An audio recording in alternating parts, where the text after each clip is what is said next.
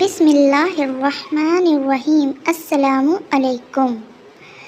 محترم حضرات، نام ہے اہان اور اس کے معنی ہیں چاند کی پہلی کرن۔ دوسرا نام ہے نافل جو کہ بہت ہی ٹرینڈنگ ہے اور اس کے معنی ہیں بہت ہی اچھے ہیں، نفل پڑھنے والا۔ بہت ہی پیارا نام ہے کرم اور اس کے معنی ہیں اللہ کا احسان۔ نام ہے یعان اور اس کے معنی ہیں خداوند کا فضل۔ نام ہے عدن اور اس کے معنی ہیں جنت کے باغ کا نام۔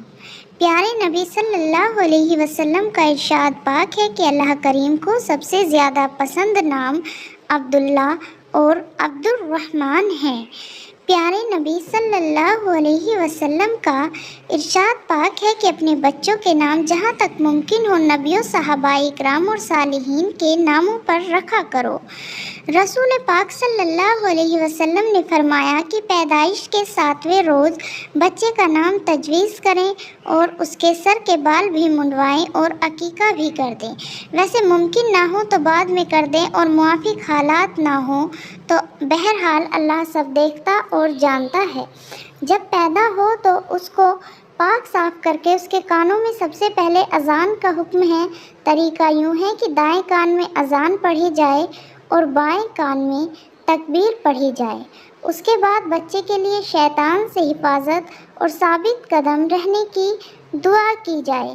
کسی نیک باعمل عالم سے کھجور یا چھہارا وغیرہ چبوا کر بچے کو چٹائیں۔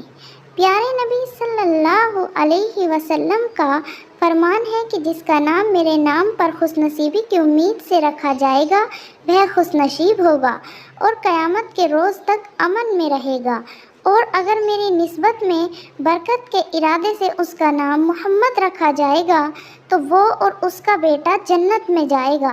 اللہ تعالی ہم سب کو اپنے فضل و کرم سے نوازے اور ہمارے چینل پر اس طرح کی نئی ویڈیو دیکھنے کے لیے چینل کو سبسکرائب کریں۔ السلام علیکم۔